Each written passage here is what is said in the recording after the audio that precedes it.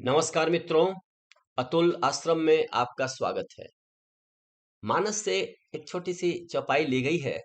त्रिविध जीव जग वेद बखाने, विषयी साधक सिद्ध सयाने। त्रिविध जीव जग वेद बखाने, राम स्नेह सरस मन जासु। साधु सभा बड़ आदर तासु। विषयी साधक सिद्ध सयाने, त्रिविध जीव जग वेद बखाने। राम स्नेह सरस मन जासु, साधु सभा बड़ आदर तासु। मित्रों, वेद कहते हैं कि इस जगत में तीन तरह के जीव हैं। एक तो विषय में निमग्न है, वासना भोग विलास में जो निमग्न है, जो अभी जगे नहीं है, जानी अभी वो जीव जगे हुए नहीं है, जो एक तरह से नींद में चल रहे हैं। ठीक है। दूसरा साधक है जो समझ गया है, जो रहस्य को समझ गया है कि मैं फंसा हुआ हूं, इस कीचड़ से, इस दलदल से निकलने की आवश्यकता है, तो वो साधना कर रहा है। और एक वो है जो साधना करके सिद्धि को प्राप्त कर चुका है, जो मिलना था वो प्राप्त कर चुका है। वो दलदल से बाहर आ चुका है, बाहर खड़ा होकर के मुस्कुरा रहा है। एक दलदल में आनंद कर रहा है, वाह क्या दलदल है, कितना अच्छा आनंद आ रहा है दलदल में। दूसरा समझ गया कि ये दलदल है और रोज धंसता जाऊंगा, अंत में ये हमारे नाक तक पहुंच जाएगा और सांस लेने में दिक्कत आएगी, धीरे धीरे एक एक इंच में धंसता जा रहा हूं। तो जब साधक, तो जो इस बात को समझ गया है, वो दलदल से निकलने की कोशिश कर रहा है, वो साधक है। जो निकल करके बाहर सूखे में खड़ा है, वो सिद्ध है। और जो दलदल में अभी और बढ़ रहा है, दलदल जिसके लिए आनंददायक है, वो विषयी जीव है। तो वेद कहते हैं कि इस तरह के तीन जीव हैं। लेकिन फिर भी कहा गया कि अगर जीव हैं जो इस तरह के, अगर उनमें राम जी का स्नेह आ जाए, किसी भी अवस्था में हो, अगर वो राम भजन में प्रवृत्त हो चुका है, तो आज न कल उसका कल्याण अब होना निश्चित है, क्योंकि उसके पास एक संजीवनी आ गई है। तो राम स्नेह सरस मन जासु, ऐसा मानस कहता है, ऐसा गोस्वामी जी कहते हैं। साधु सभा बड़ आदर तासु, तो साधु सभा में उसका बड़ी आदर है, क्योंकि पोटेंशियली, अब वैसे तो हर जीव पोटेंशियली वही है, दिव्य है, वो डिवाइन है, लेकिन अब चूंकि राम का स्नेह हृदय में आ गया है, तो उसका रूपांतरण बहुत जल्दी होगा। राम स्नेह के कारण, राम भक्ति के कारण वह पावन हो गया है, वह पवित्र हो गया है, और इसीलिए साधु जनों की सभा में उसको आदर मिलने लगता है। कितनी बढ़िया बात हनुमान जी कहते हैं विभीषण को, तात कवन मैं परम कुलीना, कपि चंचल सब ही विधिहीना। कपि चंचल सब ही, प्रात जो लेई नाम हमारा, तेहि दिन ताहि न मिलहि हारा।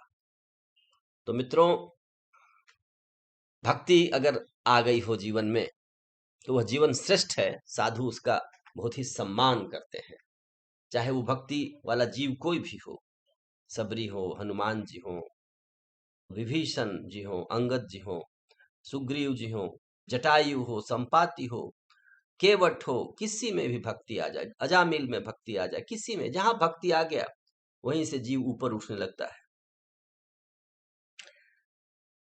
नेहाभिक्रम नासु नास्ति प्रत्यवायो न विद्यते, स्वल्पम अपि अस्य धर्मस्य है त्रायतो महतो भयात्। भगवत गीता के 2 अध्याय का 40वां श्लोक कहता है कि थोड़ा सा भी सत्कर्म अगर तुमने कर लिया है, तो वही सत्कर्म तुम्हें उठा लेगा, तुम्हें निकाल लेगा, तुम्हारे दलदल का अंत हो जाएगा।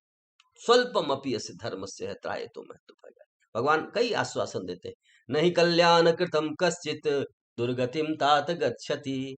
कहते हैं, कौन्तेय प्रतिजानीहि, न मे भक्तः प्रणश्यति। भगवान और कहते हैं, तेषाम हम समुद्धरताम, 12वें अध्याय में, तेषाम हम समुद्धरताम मृत्यु संसार सागरात, भवामि न चिरात पार्थ मया वेशित चेतसाम। जगह जगह आश्वासन दिया गया है, तुम एक बार भक्ति तो कर लो, एक बार भक्ति करने लगो, भक्ति स्नेह पैदा करो, फिर तुम्हारा कल्याण होगा।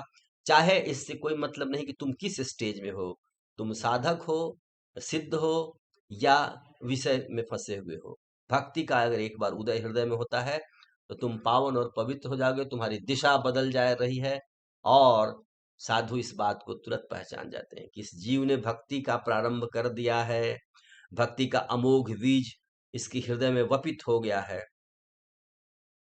भागवत में कथा है कि जो गज है वो कई जन्म पहले भक्ति का बीज प्राप्त कर चुका था, उसके हृदय में पड़ा हुआ था वो बीज। जब ग्राह से युद्ध में जब वो विकल होता है, जब हारने लगता है, उस व्याकुलता में उसे प्रभु की वो भक्ति के कारण प्रभु की याद आती है और वो पुकारता है और उसका उद्धार हो जाता है। तो इस तरह से भक्ति रूपी संजीवनी, भक्ति रूपी पारस एक बार हमारे भीतर आ जाए तो मित्रों हमारा रूपांतरण होना निश्चित है। और एक भक्त जहां होता है वहां आसपास का वातावरण भी पवित्र और भक्तिमय होता है। बिना कहे भक्ति संक्रामक रूप से फैलती है, एक दूसरे के तरफ बढ़ती जाती है। इसीलिए हम भक्ति करें, और भक्ति करना सरल है। क्यों? जहां है, जिस हाल में है, वहीं पर श्री कृष्ण गोविंद हरे मुरारे, हे नाथ नारायण वासुदेवा, श्री कृष्ण गोविंद हरे मुरारे।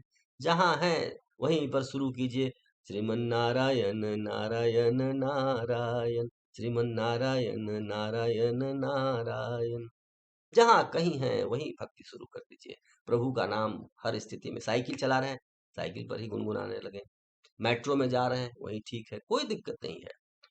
ऑफिस में अगर 2 मिनट का टी ब्रेक है, चाय की चुस्की लेते समय हरि का स्मरण, हमारे पास बहुत समय है। कर से कर्म करहु विधि नाना, मन राखहु जहाँ कृपा निधाना। तेषां सततयुक्तानां भजतां प्रीतिपूर्वकं, ददामि तं बुद्धि योगम येनु मामुपयान्ति ते। तस्मात् सर्वेषु कालेषु माम अनुस्मर युद्धस्य। भगवान गीता में कहते हैं सभी कालों में युद्ध भी करता रह और मेरा स्मरण भी करता रह। इतना सुंदर उपाय उन्होंने बताया है। तो मित्रों, हम इस महान संदेश को ध्यान में लाएं। मानस जैसा अप्रतिम ग्रंथ हमें गोस्वामी जी ने दिया है, जिसका थोड़ा थोड़ा अध्ययन करें, आपस में मनन चिंतन भी करें और हम भक्ति का सेवन करें। इस तरह से हम श्रेष्ठता की ओर बढ़ेंगे और एक स्वस्थ, संपन्न, सबल, शक्तिशाली, ज्ञानवान भारत का निर्माण करेंगे। क्योंकि किसी भी राष्ट्र का निर्माण उसके नागरिकों से होता है। किसी भी राष्ट्र की गुणवत्ता उसके नागरिकों के गुणवत्ता पर निर्भर करती है। तो श्रेष्ठ नागरिक, श्रेष्ठ राष्ट्र। जय श्री राम, जय भारत, जय जगत।